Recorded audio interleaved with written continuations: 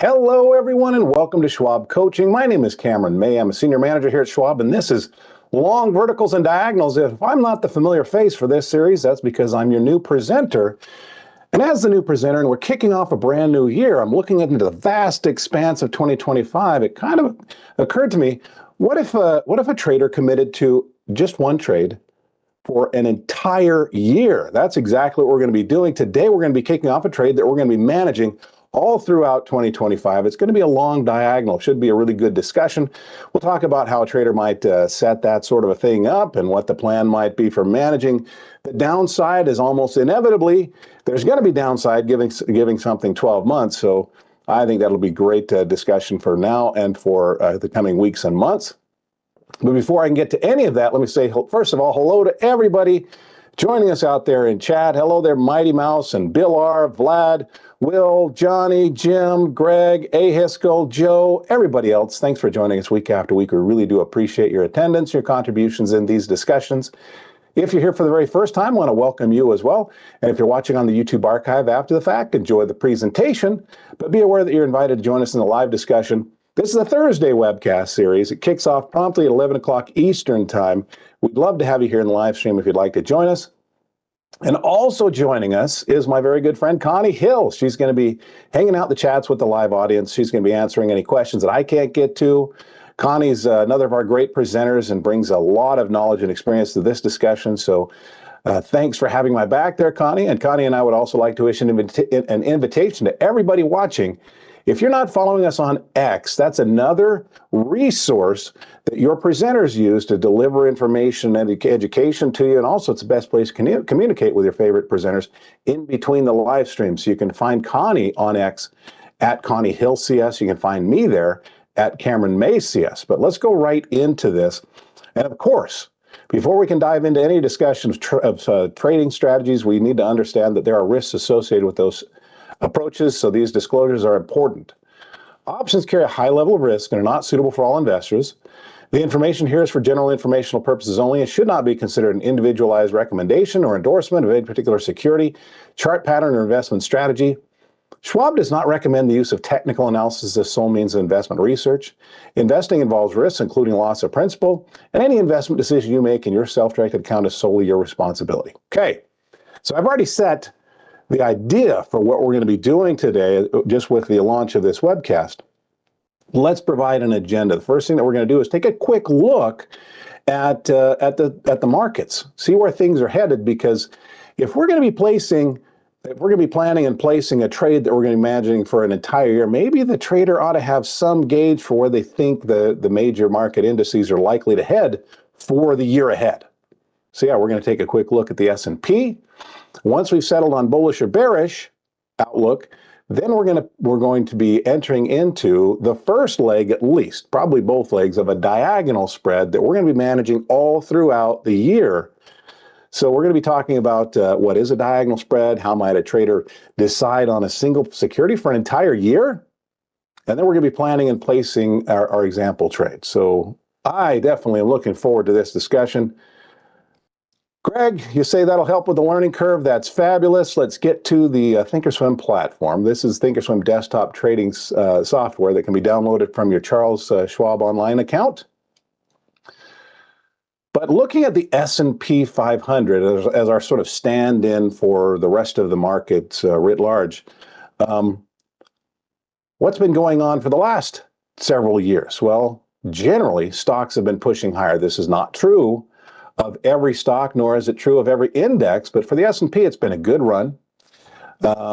We finished out 2024 fairly strong, a little bit of a fade up there as we're coming off these all-time highs. And now as we're moving into 2025, a technical trader in looking forward to the entire year, and believe me, nobody has perfect insight into how the entire year is going to unfold.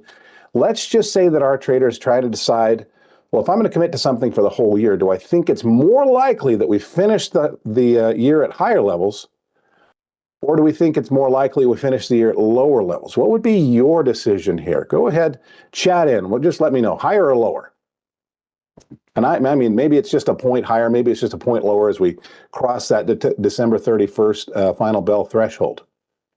But in any case, Let's say that our hypothetical trader has taken a look at market conditions. They've gauged what's happening technically on the S&P 500. They notice even as we're kicking off 2025, okay, the trend, while a little bit weaker here to close out the last year, still appears to be intact if we're using this trend line as a gauge. All right. They may also decide that this previous resistance here has been acting as a decent support over the last 12 months. And here's where we closed the trading session. I'm recording this on Thursday, January 9th. The markets are closed right now. They'll reopen tomorrow. But this is yesterday's close, and it looks like we wound up with kind of a hammer candle. So maybe we'll get a kick off this support. In any case, let's just say that our trader thinks in the balance of all things here, maybe it looks like the market's more likely to go higher than lower. Time will tell, but that's going to be the initial premise of this trade. And it looks like Kenneth is saying higher, Will says higher, Lawrence says higher, Bob says higher, Gary says higher, BJ says higher, please lol. Rod says low and lower, could certainly be right. Benji says lower, they could certainly be right. We'll see. Vlad, Gordon saying higher. Okay. But let's say that we've decided we're going to just do our best guess, and this trader is going to go with a bullish trade for the year of 2025. I just thought this would be a fun experiment. It's not one that I've never done in one of my live stream series before. So we're going to get we're going to dive into that. Carol says, and particularly when we're getting a new administration, how do we take that into consideration, please and thank you? And it could lead to a whole discussion, Carol, of which policies are actually, there are policies that are stated that might be implemented. Then there's those policies that actually get implemented. And then you have to look at the downstream implications for each of those actually implemented policies. That would take me way too far afield of what I wanted to discuss today, but it's a good question.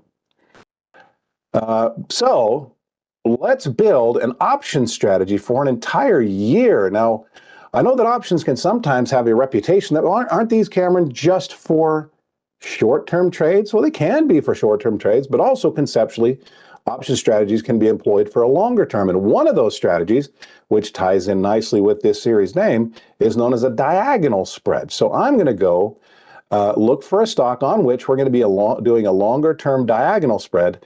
But I'm also going to get your input on this. I've actually taken a look at a few stocks out there across a range of different sectors, and I'm going to bring up 4 stocks. And then I want to get your input. Which one do you think we want to initiate a diagonal trade on for the whole year? And then we're going to do it. So let's kick things off with Disney. So what are some of the pre-qualifiers? Actually, I'm going to circle back to Disney. I wanted to show you one other chart just to kind of tell you one thing that maybe some traders are grappling with from a technical perspective. But looking forward to the next year, it's been a great year for some stocks, a really, really good year for others. Look at this stock, I think, is representative of so many. Arista Networks has had a great 2024 starting into 2025. If we roll this out even to a longer term view, look at this 10-year chart. Up and up and up and up and up. That's been very exciting for those that were already in some bullish position on Arista Networks. But this might also, to some technicians, represent a building up of risk. Does anybody else ever feel that way when a stock has just been going up and up and up? How long can this go on? Is the bubble about to burst? Could this represent elevated levels of risk when something has already run so far so quickly? Possibly. I think that there are plenty of technical traders out there that might struggle with that sort of a scenario. So what we're going to be doing, and it doesn't mean that there aren't going to be those traders who say, hey, if it was a great 2024 or 2023 for this stock, maybe we can get another year out of it. And we trade in that direction using this as our underlying. But for others, they might decide to flip it on its head. How about we look for something out there that hasn't been as strong as everything else? Maybe it's that stock's time to shine finally. That's the premise of the 4 that I'm going to be introducing here. So let's go have a look back at Disney. Carol says, back to that Disney chart, was that a bull flag? Yeah, let me bring this up Actually, let's start here on the 1 year view. Yeah, you'll notice that Disney, it's actually been a pretty weak stock for a long time, but since August, not so much. As a matter of fact, a few things might catch the technician's eye. Number one is that prices have been rallying, coming down recently, but starting right here about the first week of November, really strong rally, and then a pullback against that. And for some chart readers, they might see this as a bull flag, which is generally seen as being a potential continuation pattern for bullishness. So good eye there, Carol. Another thing that they might note, look right here, gap down, and right here, the gap up. This is interesting. When we get a gap down, lots of bearishness might cause prices to go down further. When we get a strong gap up, that might contribute to additional bullishes and let prices rise. But you actually combine the two, and this creates kind of an unusual event. Let me draw a line right through here. You'll notice those two gaps have created this island of price activity down below, separated from all the rest of the price activity by those two gaps. What do we call that? That's known as an island gap reversal. Got all this price between those two gaps, and for, again, some technicians, that might indicate lots of upside potential on a stock. It's not a guarantee. None of this is a guarantee. But that's sort of a 1 year view of Disney. Let me get this one box off of here. Let's take off just the one drawing. There we go. If we take this out to a 3 year view, you might see something else emerging. We've come down from here from about 160 down to these lows. We hit a low, pulled up, hit a lower low, pulled up to a similar high.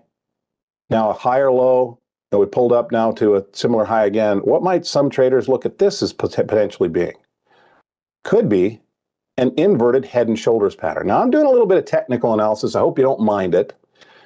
But this is sometimes seen as a reversal pattern, and one of this size might be an indication of a sizable move to the upside, possibly with the depth of this being $80 up to 120, about a $40 depth. Maybe if we can get above that level, we might go back up to those 160 levels that we've seen before. Maybe. Time will tell. But in any case, there's a technical outlook for Disney.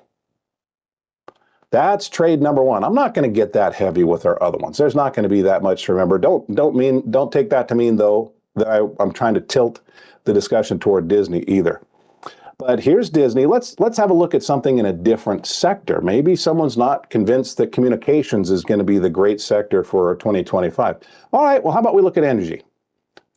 What's been going on with Chevron? Well, Chevron, if we go to an even longer term chart, Chevron really struggled to get above this level, around that 130 to 140 level for years. And then we finally pushed up and through on a really good month, and that previous price ceiling has been acting as a price floor for the last 3 years. This is not a stock that's like Arista, that's all the way up at those all-time highs. Instead, maybe just coming off of nearer term lows. And so a trader here might think, well, maybe we can get a boost in energy, go up here maybe to 170, possibly 180, 190, or higher. So that might contribute to a strong 2025 outlook, possibly. So there's Chevron, there's Disney, that's communications. Here's one in energy. Let's look at a couple in kind of a defensive sector, healthcare. Healthcare's kind of taken a bruising broadly in 2024. If you look at United Health Group, it was on a nice run. So this is a little bit different. This is not like Disney, which is way down toward lows. Instead, this is one that's actually enjoyed recent highs, but it's just come off those highs to a fairly significant extent and taken us back to maybe long-term upward support. So for a trader who's worried about something like Arista, feels like it might be way up there, maybe this has taken some of the steam out of it, brought it down to a level where a trader might be willing to look for the longer term a little bit bullish again, maybe significantly bullish again. Could we get back up to those highs? If we do, that's more than a 100-point swing to the upside. So that's United Healthcare. And my final potential candidate here is Amgen. So Amgen, quite similar to UNH. It's also in that healthcare sector. It's been going up over the years. It had a pretty solid run mid 2024, but got blasted toward the end of the year, right back down to, interestingly, yes, the upward sloping trend line, pretty close there, but also an area that for a large part of the last 5 years, last 6 years, acted as either a resistance or support. Touches there, there, there, there, there, there. We broke through right here. It was still support right there in the middle of that breakout. Support here, support here, support here. Could it be another support? Could we swing to the upside again? So there are your 4 candidates. Let me do this. I'm going to roll back through all 4, and I just want you to chat in. Which of the 4 do you think we ought to initiate this long-term trade for 2025? So let me just go through with no additional commentary. Here's Disney. Here's CVX.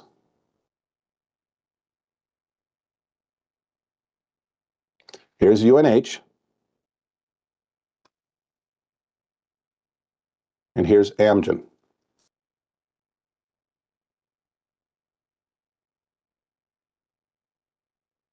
Okay.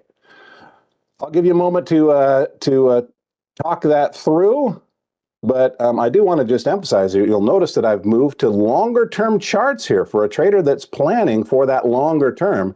They may need to take a step back from maybe the hourly charts or the daily charts they've been giving a lot of emphasis to, and get that broader, longer term picture. All right, so there's definitely a little bit of a difference of opinion here, but really, it seems like I shouldn't pause. What I should do is, once I've shown these, I've kind of left it on one stock, so that makes it kind of tainted. But I've actually seen quite a few votes.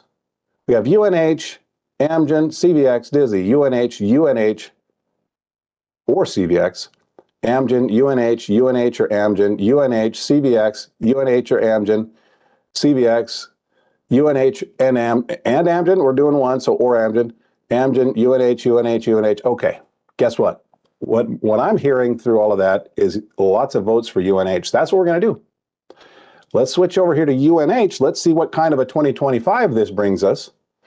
I'm going to swing this back to a daily chart. So if you wanted to have a look at what we're getting ourselves into, even yesterday, not a great day for the markets, UNH had some strength there. So could we get started off on the right foot if that continues into Friday, tomorrow? We'll see. But yeah, here's how a trader may structure an option trade for a full year. We've selected a stock. We've taken our best look at the market conditions. Well, if we're bullish on a stock, maybe what we might do is buy a call for the long term. So we could just buy the stock, that's bullish, or we could buy the right to buy the stock, which is also bullish.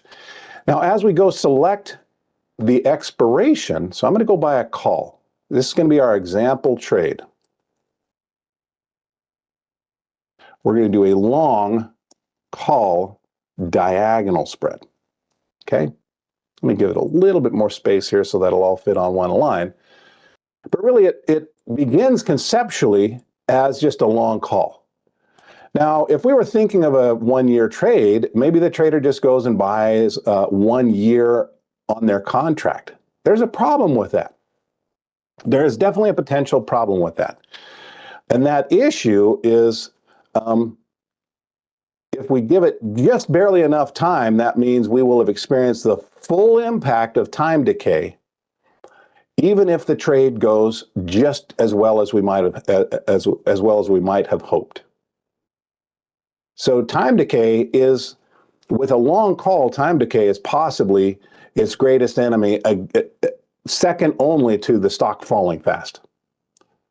So how might we mitigate that impact of time decay? Not eliminate that impact of time decay. Well, one way is buy more time than necessary. I'm actually going to double the amount of time that we're planning on this trade.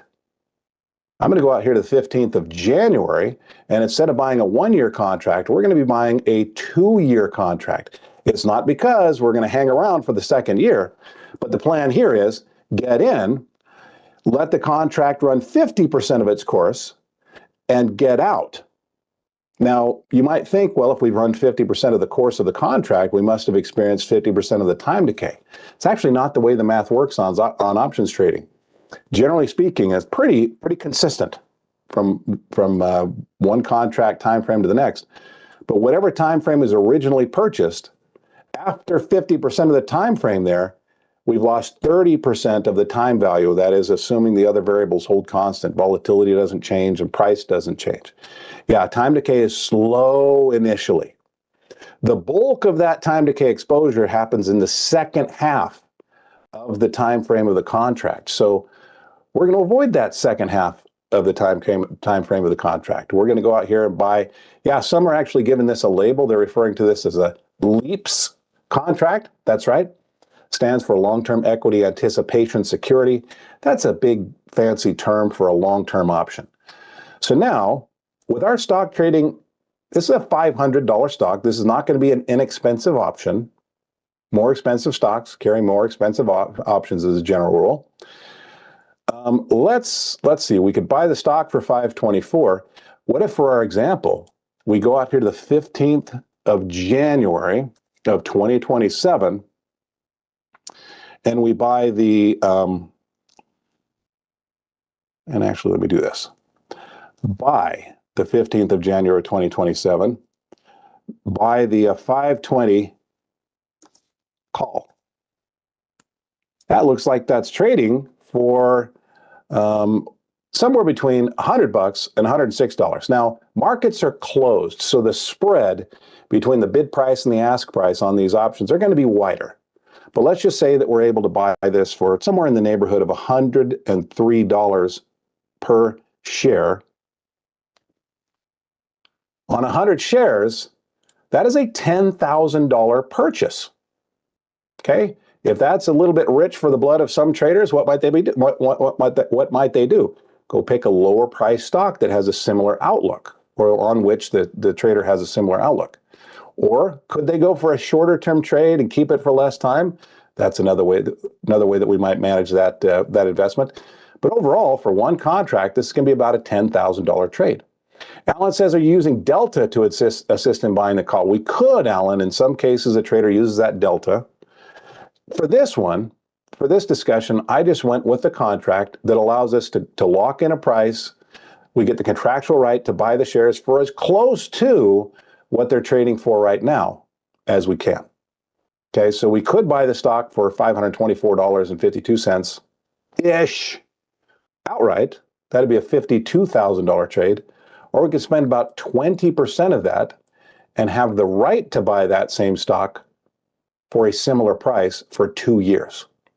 That's what we're going to do here. Now, this creates a bullish trade, because if the stock goes up from here, let's look at the chart. If this stock were to rally up and up and up and up and up, then this contract stands to make more and more and more money. There's not a limit to how much that contract can make over the next year if price continues to rally.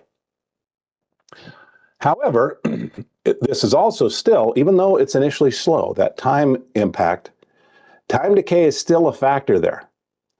So how might a trader get time working actually in their favor rather than against the trade? Well, we might turn this into a diagonal spread. Let's go back to the trade here, back to the trade tab. This is the one side of our trade. The other side of our trade, we're going to look at a shorter term contract. How about we stay with the monthly contracts? I'm going to look at the 21st of February for 2025.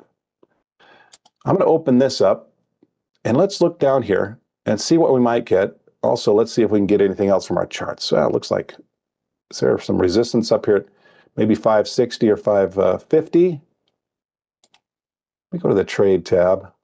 Yeah. What if we were to sell at the same time we're buying this contract for 2 months? We sell a 21st of February of 2025, 560 call. What does that do for the trader? Now it looks like it's trading between 935 and 985. Let's sort of split the difference. Let's call it $9.60. What does this do for the trader? Well, number one, it gets time working in the favor of the trader. When we sell an option, especially out of the money options, time works in favor of those trades.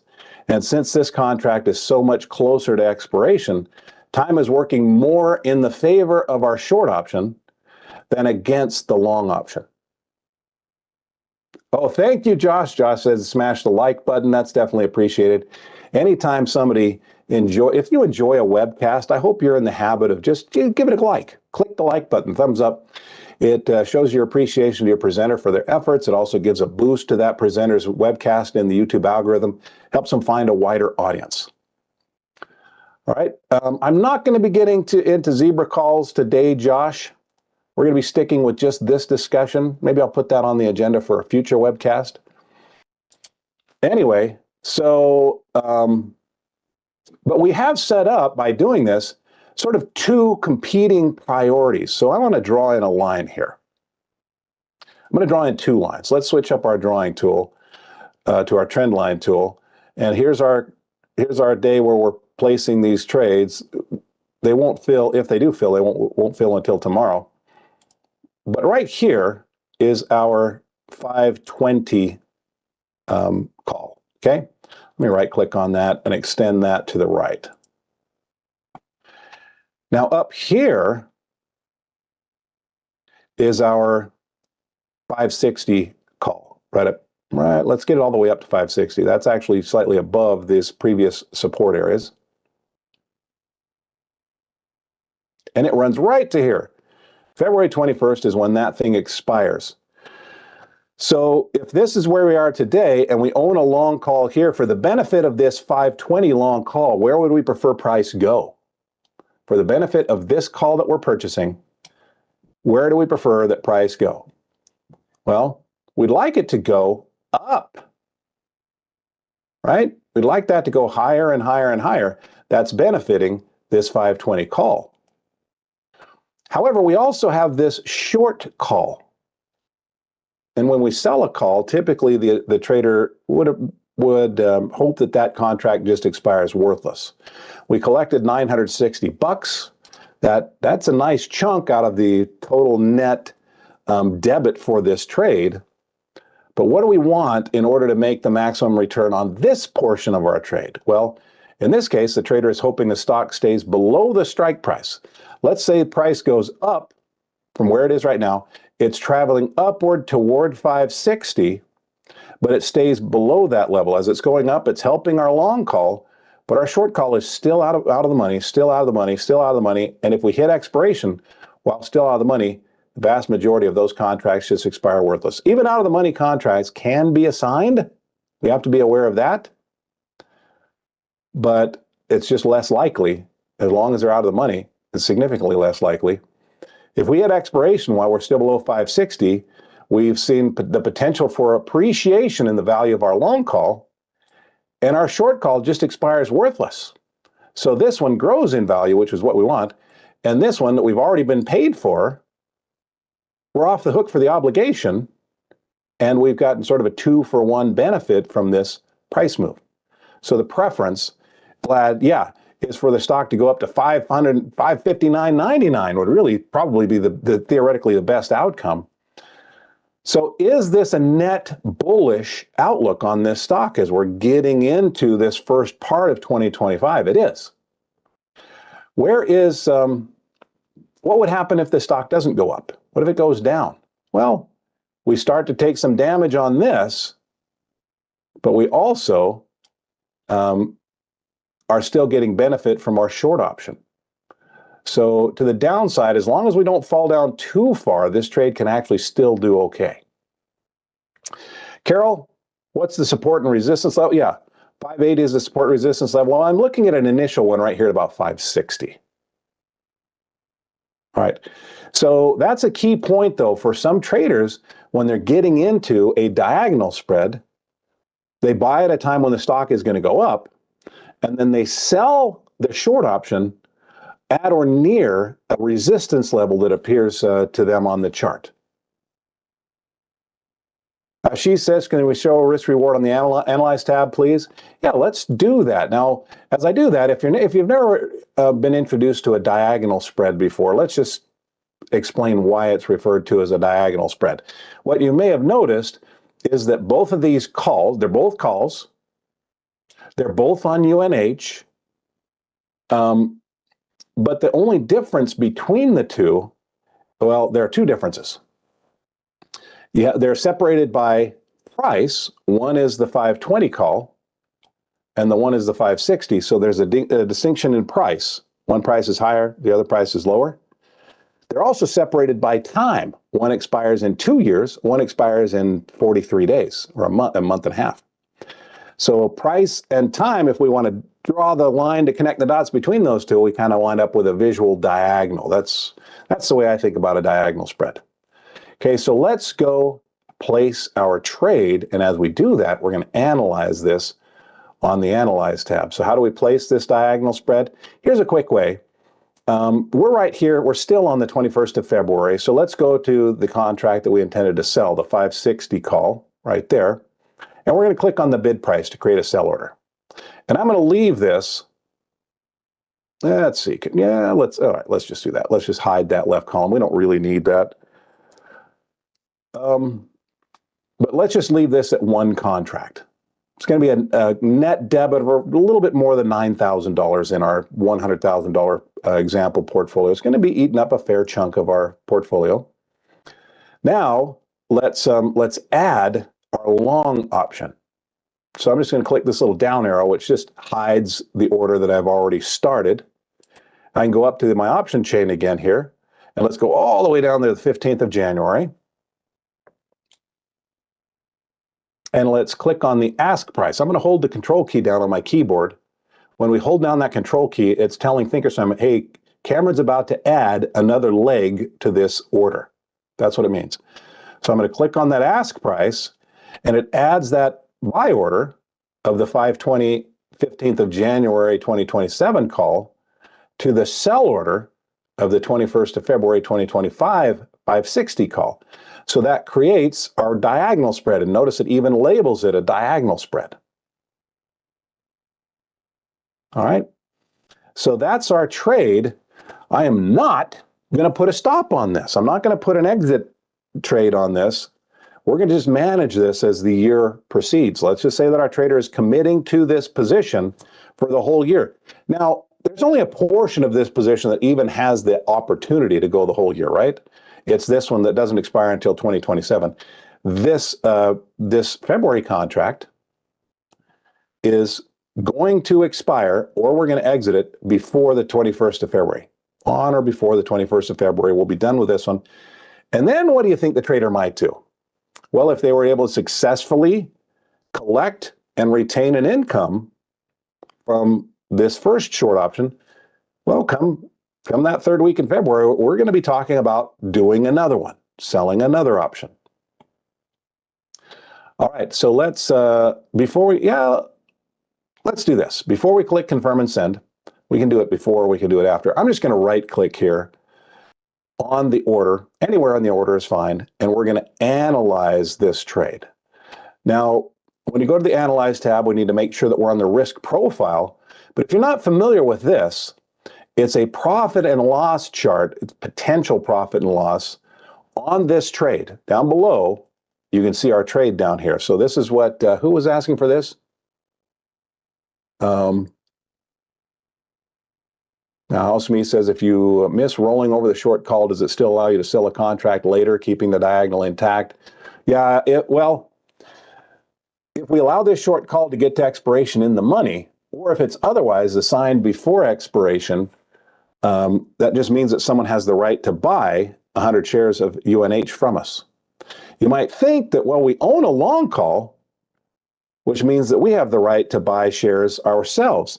So if our short call is assigned, isn't the long call automatically assigned on our behalf and it just covers it? No, because that is not mathematically the most profitable thing to do, or let's say the least damaging thing to do. Nope, we would still own that long call, but we would be short some shares of stock. That is something the trader has to be aware of when selling short call options.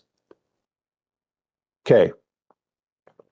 Alan says, since this trade is about $10,000, you're using the same position size rules. We're using the shorter term trades. And Alan, I was attempting to limit the risk of our trade, and I will be for our other trade examples for the rest of the year, 2%, maybe a $4,000 maximum investment in an individual trade. But we selected a more expensive stock. In order to do this trade at all, we had to spend some more money. So we're stretching the risk parameters for this example. Sri says that's high risk. Yeah, for some traders, might they want to go buy a less expensive stock, maybe do a shorter term option that's not quite so pricey? Yep, but I wanted to talk about a trade for an entire year. I just thought it was an interesting concept. So we're making some concessions. Okay. Sri says if the short call gets in the money and the long call expires out of the money. Oh yeah, if it expires out of the money, it's not going to expire for 2 years, and we have no intention of allowing it to expire in 2 years, right? The plan here is not to be in this trade for 2 years. But yeah, that's right. And by the way, also theoretically, we are limiting the loss potential on the long call just because there is no intention of holding it for the whole time. Now, we could still lose it all if the stock were to just plummet. That long call could conceptually lose a big chunk of its value. Not a trade we want to do if we think the stock is going down. In any case, let's get back to our profit or loss scenario. And what you'll notice is this peak right here at 560. Because what happens if we come up and we hit just short of 560? Well, the upside potential through February 21st of our long call has been optimized as much as Delta can help it, as much as price can help it. And our short call is in position to expire worthless. That confluence of events has optimized the outcome for our trade through the 21st of February. So we hit a peak there, and the most we can theoretically make between now and then is $3,000. Now, I think it's after that, what happens? If we get above that, our long call is still making money, but our short call is actually coming off its maximum gain potential and starting to surrender some of that maximum gain. It's starting to chew away at the maximum potential overall of the trade. So right there at that 560 level is the best we can theoretically do. Spanish says you could sell the long call and buy a new long call. Lots of things we could do with this trade. We are not going to be selling this long call at any point in the next year. Instead, we're going to see what UNH brings. We're going to be selling short calls against the long and talking about the pros and cons all the way through. Gary says, too expensive for me. Well, that is a net, fairly expensive trade. It's quite a high price stock and options for a long period of time. Yeah, that combination of facts is going to create a more expensive trade. But as we've mentioned, if we want to do something similar, if we're following along in our paper money, we want to dial down that net cost. A couple of things we might do is look for a less expensive stock, or we might just do a shorter term trade. Okay. All right, so what happens to this trade? Here we are. What happens to the trade if the stock goes down from here? Uh-oh. This can lose money. It can continue losing money. If we're going down, the long call is getting punished. The short call is actually doing fine for us. But the long call is where the bulk of our investment is, and we lose money, lose money, lose money until we've lost the full investment. The $9,300 is the most we can lose in this trade. Srinivas says, do we get to see your portfolio for 2025, or is this just a one-time learning-only video? Srinivas, this webcast series is recorded, and each week is just going to be archived. So you'll be able to follow this all the way through the year. Now, okay. But I want to go place this trade. Let's do it. Let's see. Here's the difficulty. I'm delivering this webcast when the market is closed. honoring Jimmy Carter's passing today, right? This is just honoring a former president. The markets are closed. I can't get this order filled while the webcast is live. So I'm going to do something that's going to make a lot of hearts beat faster. I'm going to switch this to a market order. What does that mean? It means tomorrow we're willing to pay whatever it takes to get into a long call. It means tomorrow we're willing to accept whatever that short call offers. And what's the danger of doing this, especially on a higher price stock, on contracts with wider spreads between the bid and the ask? We might not be entirely thrilled with the fill prices. I'm doing this to make sure that we're in so that we can continue to talk about this for the rest of the year. If a trader is uncomfortable with doing a market order and taking the associated risk with that, maybe they want to be there at the open, enter these trades, and try to nurse them in if they can. I don't have this. I don't have that luxury. Okay, so I'm going to click confirm and send. We're going to see. We're thinking this is going to be a $9,300 trade. It could be a lot more. It could be less. Shouldn't be a lot more, but we'll see. Anyway, we'll click confirm and send. We're going to buy this diagonal, the 15th of January 2027, 21st of February 2025, 520, 560 call diagonal. Approximately $9,300 plus a commission. Time will tell if we get filled at that $9,300 level. Maybe I have a decent feeling about that, but we'll see. Let's send that order off. Oh, paper money. Paper money's being nice to me. Doesn't care that the market's closed, so it filled it. That's not what would happen in real life. Paper money doesn't know that the market, it's assuming today's a market day, that it filled it. So I wasn't expecting that, yeah. All right, anyway, guys, we're in. Time to see where it goes from here. I'm going to put this over to our long verticals and diagonals. Let's right-click on this, and let's move this to our grouping of trades for our long verticals and diagonals. There we go. Everybody, we've accomplished what I set out to do today. We have initiated, could it be the year of the diagonal spread 2025? This is going to be kind of fun, kind of cool to manage it, see how our short contracts play out over the years, see how this long contract performs. Did we pick the right one? Maybe we should have gone with one of the other three. Time will tell. Anyway, everybody, thanks for giving me your time today. I have another webcast tomorrow, Advanced Charting Techniques tomorrow. I'd love to have you join me in that webcast. I have a new webcast series every day of the trading week. So I'd love to have you join me in any of those. But I want to remind you of some additional resources that you have outside of these webcasts. Number one, well, this is actually an enhancement, I think, of the webcast experience. Make sure that you're subscribed to our Trader Talks channel on YouTube. The full name is Trader Talks Schwab Coaching Webcasts, but you can subscribe just by going down below the display window right now. Look down below my screen, and you'll see subscribe. You click on that, doesn't cost anything. That's all it takes, and you're subscribed to the channel. But our channel is where we post all of our playlists of previous webcast series and current webcast series. You can join our live streams right here. You can even do searches among our webcasts for topics of specific interest to you using this little search function.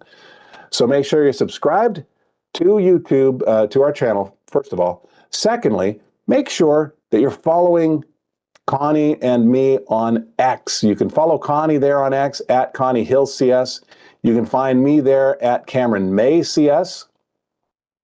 But X is the very best place to connect with your favorite presenters in between the live streams. I'm only on a live stream a little bit less than 4 hours per week. The rest of my week, best place to find me is on X. All right. Artista says, I have a question. Are we trying to lower the cost of long call by not buying but selling short calls?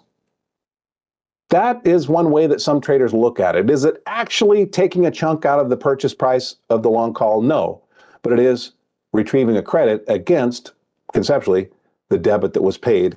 And if we do that throughout the year, could that chip away at the $10,000 risk that we have in the long call? That's the way some view it. Yep. Anita, you're learning a lot from this webinar. Excellent. Yeah, thank you for that question. Everybody, thank you for giving me the likes. I can already see the likes that have been, I'll say, rolling in. 82 likes out of 154 watching. That's a huge percentage. I appreciate that.